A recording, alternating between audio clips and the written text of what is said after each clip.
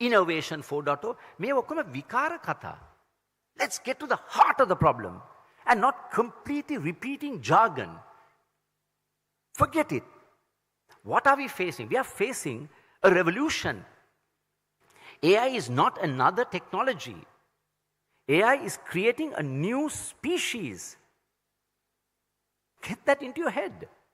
Because these are thinking people. Inorganic species. They're thinking. They know how to think. So for example, today it's already happening.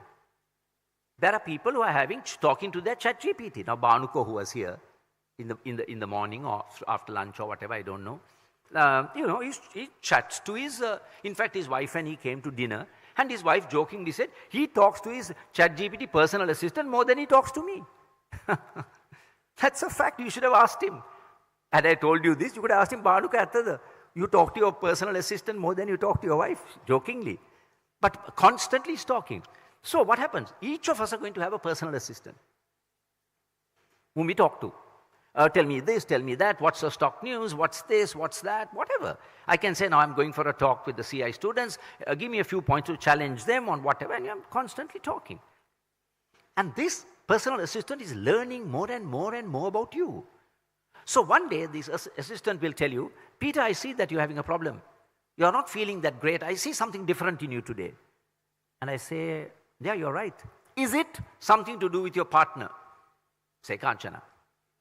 I say, yes, yeah. I noticed that some of your recent WhatsApp messages and conversations that you've been having has not been going very well. I said, you're right. And then a little more specifics, it'll ask me. And then my personal assistant will say, shall I do something about it? And I'll say, yes. And my personal assistant will not talk to my partner, Kanchana. It'll talk to Kanchana's personal assistant.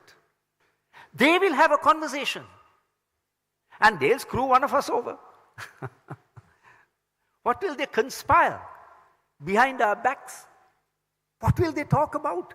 You have no control over that. Because these models, AI, persona, you have taught them how to learn. That's the difference between our rotten education system that's teaching you what to learn. Katapadam, katapadam, katapadam. CA also, you must be memorizing and doing things and showing up at the exam. I don't know how much of problem solving you all are tested on. Doesn't matter. These models are not taught what to learn, they are taught how to learn. And after they start learning on their own, we have no control over them. So that's where we are going.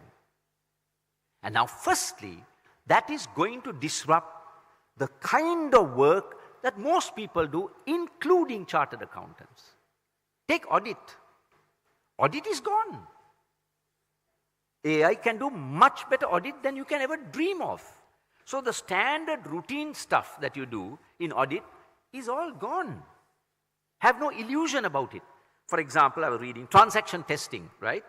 The AI can scan 100% of transactions, not samples.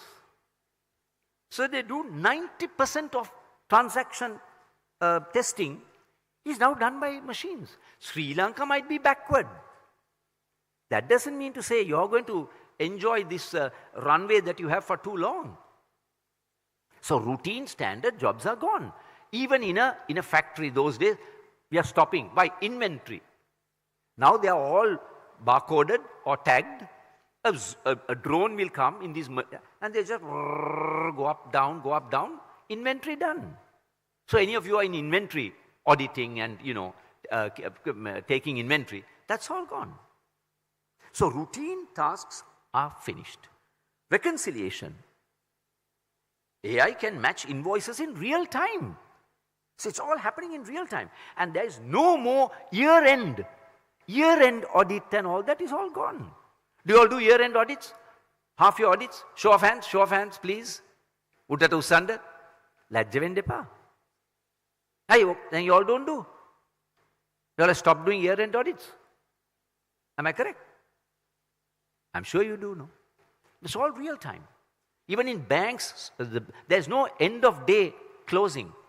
It closes at the end of the day. There's no 3 hours where we end of day closing. So that's all gone. So that's one. Secondly, equally troubling, there is a fascinating book which I read some years ago because I spoke at the SEMA conference some years ago, and I spoke about this concept of the end of accounting.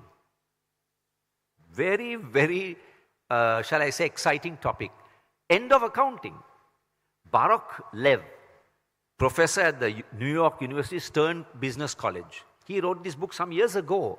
He says that our system of looking at the balance sheet, earnings, and cash flow is finished. It's meaningless, he says. It's of very little value.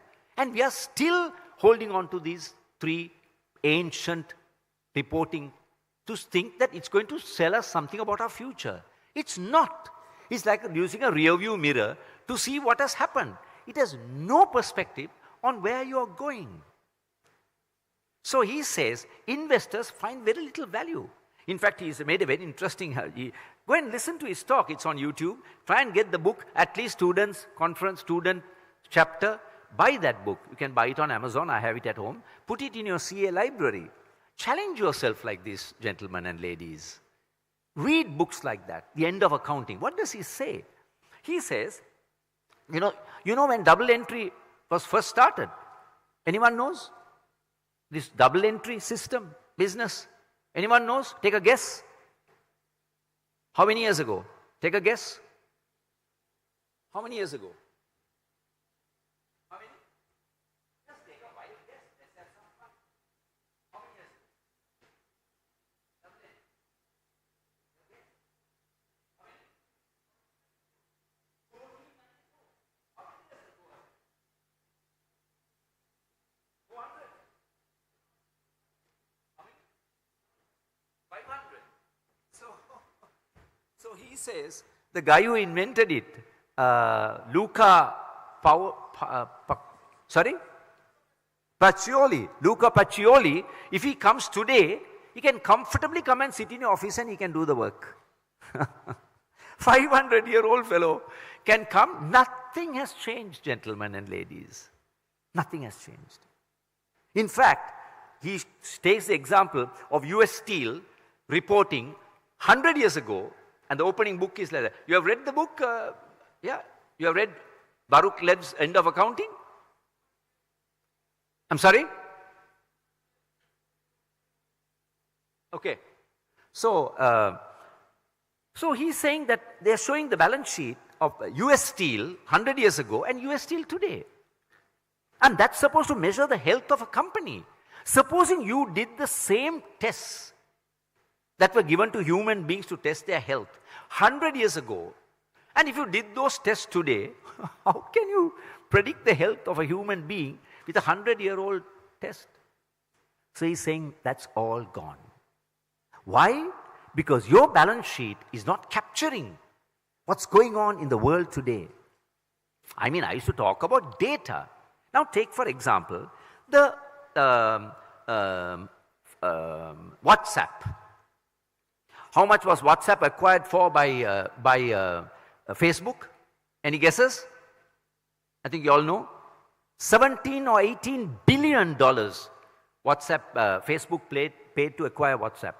What was WhatsApp balance sheet? What was their income statement? What was their future cash flow?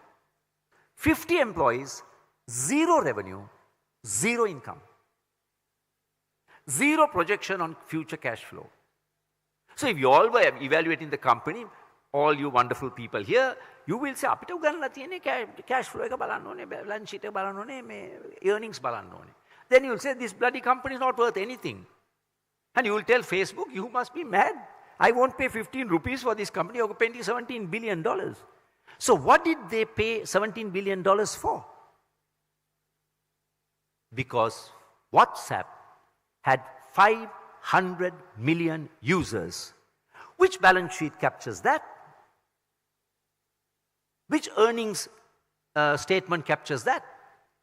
But Facebook, because they are trying to be a global platform, they thought 500 million users, that's value for me. You get the point? And today's world is transforming with data.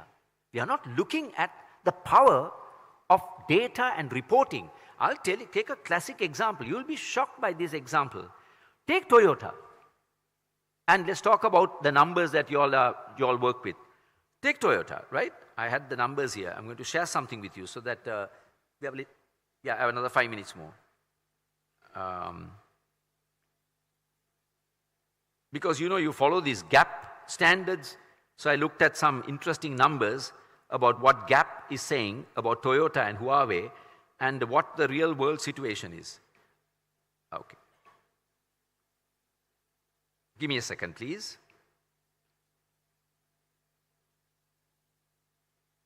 Anyway, let's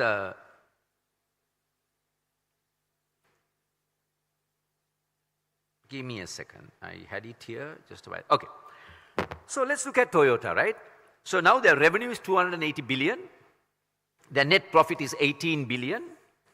The R&D spend is 10 billion, 3.6% of revenue. Just make a note of this in your heads. Book value 160 billion, market cap. Now look at book value is 160, market cap is 250 billion, 1.5 times your book value. Right?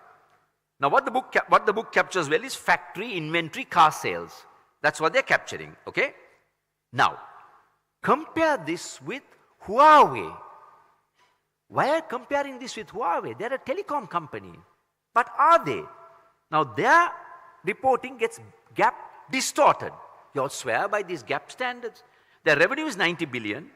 Their net profit is 5 billion. Their R&D spend is 24% of revenue. 22 billion.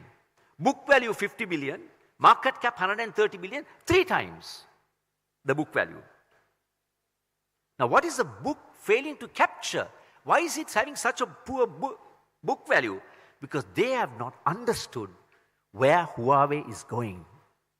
They're moving from a telecom company into providing, they're not going to make cars, but they're going to provide very important pieces for the car industry. For example, the Harmony OS operating system. All future cars in China will come with the Harmony OS operating system. Nobody's measuring that.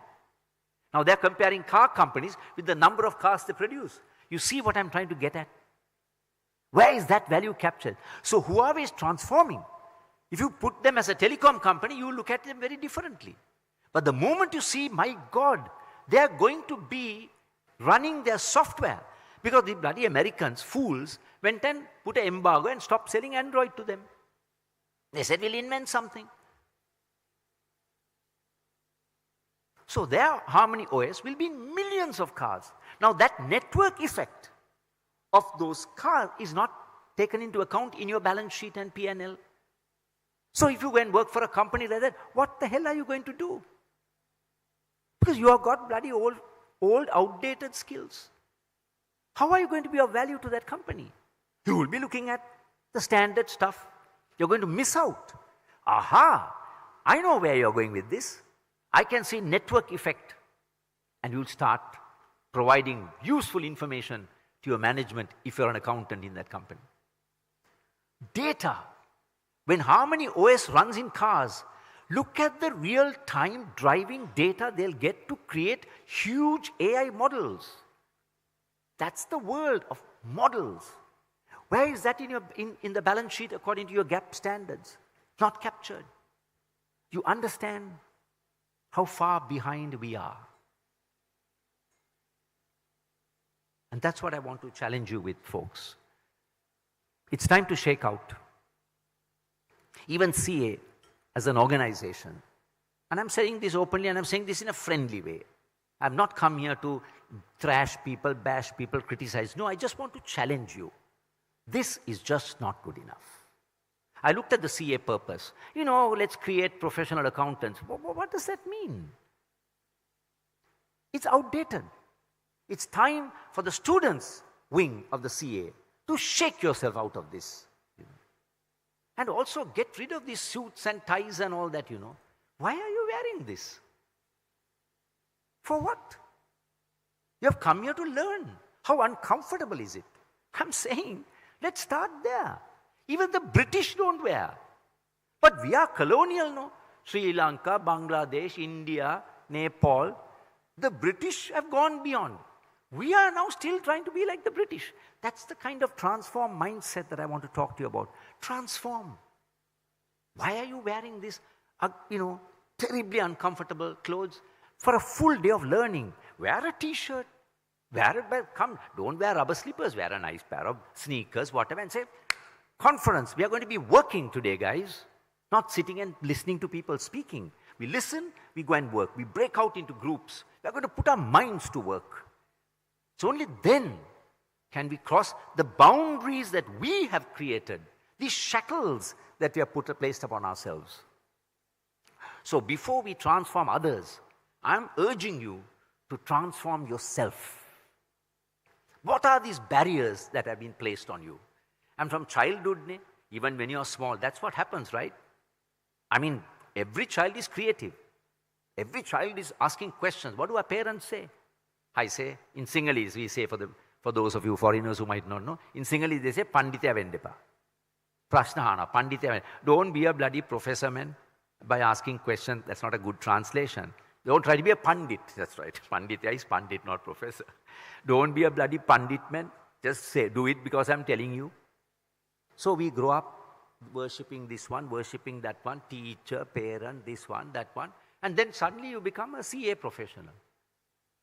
What? You won't ask questions. You won't challenge the status quo.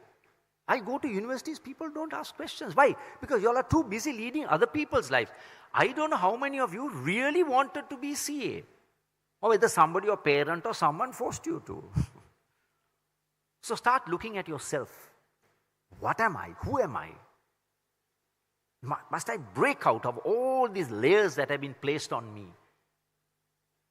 And then start thinking, what is this future going to be like? So what are the skills you will need in this future? Number one, curiosity. That's all I had, guys. I came from a very large family, 11 children. I was the youngest. My father died when I was 4. No income, 14 people in the house. I didn't get through my A-levels in the sense I lost interest. I won the prize for physics and chemistry in the O-levels because we had those 2 subjects in the O-levels. A-levels I lost interest because I didn't like this education exam system. I didn't go to university. I didn't go to a tech college. How did I run one of the most successful IT companies in Sri Lanka, interviewing some of the best engineers? How? I didn't have internet. I didn't have a big library. My parents couldn't afford any of that. Only thing is my parents, because my father died, in a way I'm happy. I'm not happy. If my father lived, I would have been a different person. Because he would have controlled my mind. He was a conservative Catholic. He was 60 years when I was born. Can you imagine? He would have controlled my mind. I grew up very freely. No parent-teachers meeting. Mother doesn't come. Mother has no time. She has to feed the children. So I grew up completely free. And all I had was curiosity. Kutuhalaya. Tamil enna solradhu kutuhalaya? Curiosity. Arvam. Theriyuma? Arvam. That's all. If you have curiosity, you'll go and learn. How did I learn about Barak Lev and all these things that I'm talking to you about? Because I was curious. I spoke at the SEMA, so I need to find out. I'm drawing from my real life. So stay curious. Secondly, you have to start looking at what the future of accounting is going to be like. At least you must, anybody using Copilot, Excel Copilot? Up. Look around. Barely 10 people. And we are talking about Innovation 4.0. You understand? You should start using Copilot. If you're using Excel. Prompt engineering. Another skill. Very important. How do I integrate, investigate AI models? So you have to have learned prompt engineering. Otherwise you will have very poor results. And most importantly, guys, you have to understand what are the stories that these numbers are telling. A job of a finance person is to look at the story, the numbers behind the story. That's a separate topic. I find that I don't have time for that. That's a very interesting discussion you can talk about. Go and search for his name, Aswath Damodaran. He's a very famous valuation guy. He talks about the numbers people in his MBA class and the storytelling people. And he says it's easy for me to teach numbers to the storytellers than to teach storytelling to the numbers people. So what are you, CA students? Are you a number person or are you a storyteller? Can you look at these numbers and see what's the story behind this? Those are the people who will be successful in the future. And ultimately, can you in your profession create value for your organization? So we'll stop there, and I'll take 1 minute to bring this all to an end. So I would like you now to quickly discuss in your tables for 3 minutes, and then throw some questions at me, okay? Let's go. Start.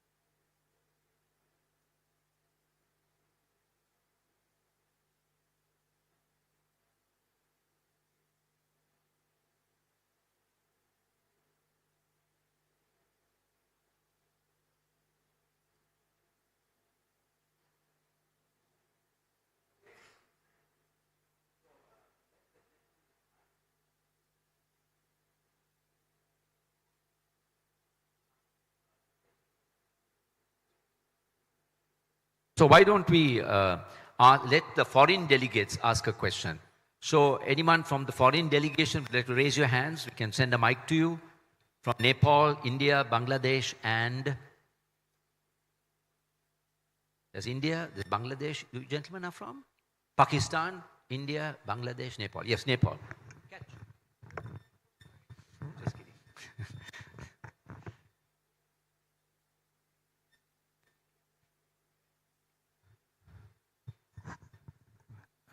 We have 12 minutes, so we can maybe take about 3 or 4 questions. Go ahead, please. I'm Vivek Jha from Nepal. Yeah. So my question is, you said that we are using past data to predict future and do valuation on the basis of that. Okay, you said that is a wrong. So what is the formal way? We only have audited past data as a formal way of financial data.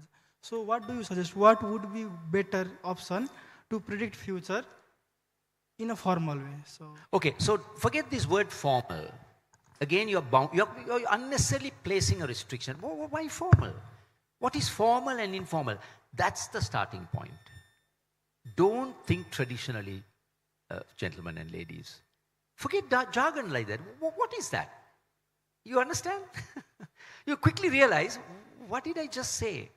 There's no such thing as formal data. You see, those days data had to come in rows and columns in a spreadsheet. Today, it's data is pictures, messages. You know, the meaning of data has changed. So if you're working for a car company, you'll be getting real-time data of people driving your car. That's a completely different mindset. That won't come in nice little rows and columns in your Excel spreadsheet. That's a massive. Then you have different tools to probe it. Don't worry about the tools.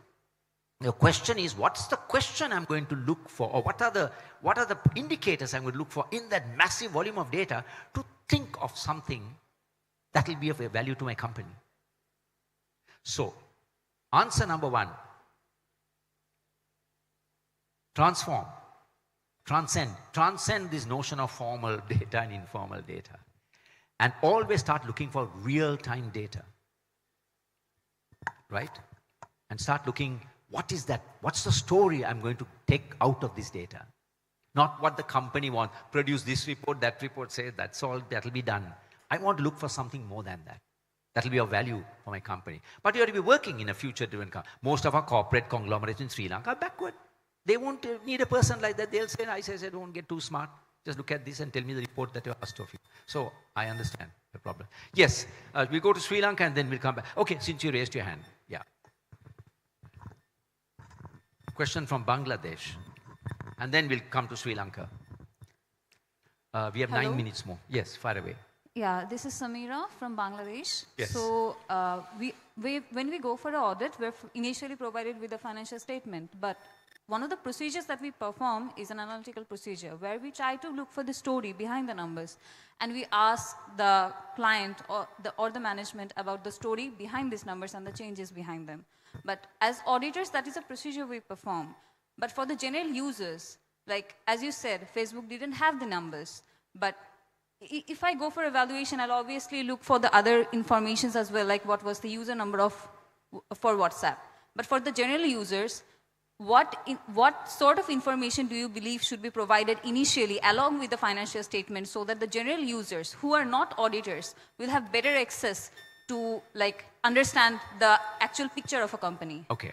So great question. So for example, for Huawei, okay, Miss, Huawei as a telecom, as a telecom company would have looked at different data, right? They looked at number of users, data, ARPU, average revenue per user, standard stuff, right?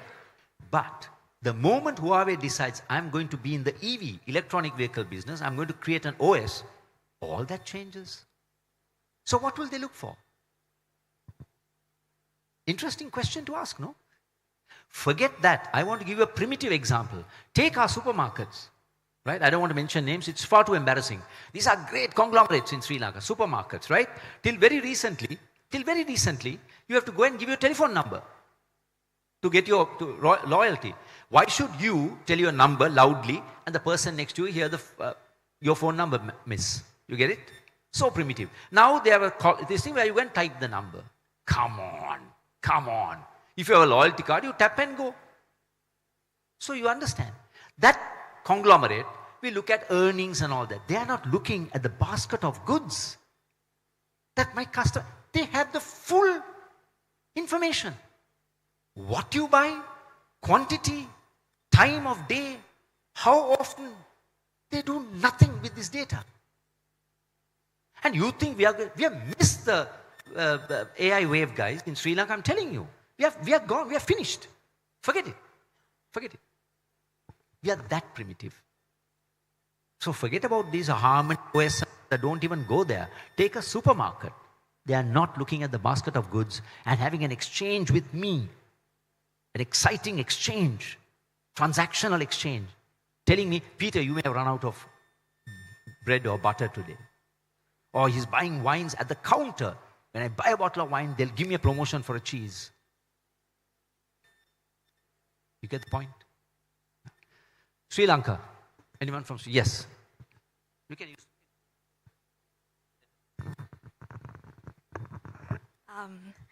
I would like to respectfully disagree with something that you told.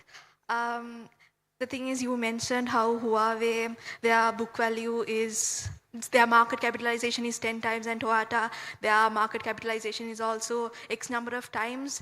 The thing is, that is based on future data, and what I'm trying to say is the book value has a basis of how there is a source document, there is a basis of coming to that book value. But that market capitalization is how an investor is willing to pay a premium price to invest in that company, believing in that growth, and that investor is willing to take a risk. And that cannot be monetized, or you can't. So market capitalization is reflected, and the future growth potential is reflected through share market activities, and how it's traded, and book value and how it is represented in a financial statement is. Of course, I So- completely agree. So where is the disagreement? No, so your point was that none of those market capitalization numbers are reflected in the financial No, statement. the thing is, sorry, so I completely agree with you. Okay. I completely agree. So we are okay. Okay. So book value is book value Yeah. based on a number of things. The question is, where is this book value gap standards coming from? So if you look at the book value of Huawei Right. as a telecom company, Right. you get a different number. Okay. But if you look at Huawei as a transition into a Harmony OS kind of, Right. that number has to change. So if the number is not changing, then you are doing something wrong with the fundamentals of accounting, and you're stuck in your old world. Market cap, I understand, is very frivolous. Yes. Very frivolous. I get it. Yes. But I'm challenging the notion of these gap standards and book value. And even if you don't do that, Yeah. I'm saying they will look at that company. Okay, let me flip it. They'll look at the book value. Then the accounting will provide all that. But they will underestimate in our balance sheet and all that the amount of money they're spending on R&D. I told you, Toyota is spending 3%. Huawei is spending 24%. Right. Now, that should tell you something, right? But we won't capture that in our balance sheet and P&L. And we may not even capture it in our book value of that company. May not. May not. So I'm saying, at least now go look answers for this. You asked a great question. You got everyone thinking. You're thinking. That's all we want today. Okay. We don't need answers. Right. Thank you. Go looking for it. You'll find that the whole thing becomes very exciting for you now, because you've asked the right question. Great. Give her a big hand. So, my job is not to give answers, but to push you to ask provocative questions like this. Thank you. I say, your 14-year-old fellow hit 100 runs. In 35 balls. Correct. Ridiculous, huh? Yes, sir. I totally resonate with your concepts of. Please call me Peter. Again, Yes. transcend Yes, boundaries. yes. I'm not knighted, so Peter is Yes, good enough, yeah? Okay. Yes, Peter. I totally resonate with your concepts of capturing value and value creation. Now, I have two tiny questions related to them. Considering 4 of our countries, India, Bangladesh, Pakistan, and Nepal, our economies have constantly been providing raw materials in our economy. That is how our economic circle flows. And we are providers of outsourced services. And much of what we make in our country is outsourced work from the West. So my tiny question is, when will we, what do we need to do to evolve from imitators of technology Wow, to that's creators of technology? That's a fantastic question. In And- fact, when I was listening to you, shall I just take that in the Correct. interest of time? Sure, Great sure. question. Now, that is what, when you were talking there, I was thinking to myself, India has missed the bus. People like Nandan Nilekarni and who is the founder of Infosys, I know him very well. Narayan Murthy. I know him personally. I worked in India. They offered me a job in India when I worked for Sunmark. I'll tell you all that story later. If I took the job, I would have been a billionaire, because they gave me shares. And I was going to hold a top position. That's okay. They are responsible. Wipro, Infosys, HCL, Tata, Nandan Nilekarni, they're all responsible to where India is today. You have become a provider of services. That world is gone. No innovation. So I'm sorry, gentlemen, I shouldn't be saying this. India has missed the wave. Look at China. They are not providing software development. They are innovating. Chip technology, ahead of you. OS, ahead of you. Electric cars, ahead of you. Renewable energy, ahead of you. The only thing that you are very good at still is space exploration. Because you're sending rockets to moon at a fraction of the cost of the West. Some advantages. But in technology, in fact, I was talking to a very smart Indian gentleman the other day. He said, you know what? India has missed the wave. So your prime minister can talk big about Make India and all that. But I'm sure if you touch your own hearts, you're all smart people. Look at the data, look at what's coming out of China, you will know. F. You lost it. So, time's up, folks. I must stick to time. So, in conclusion, may I just say this?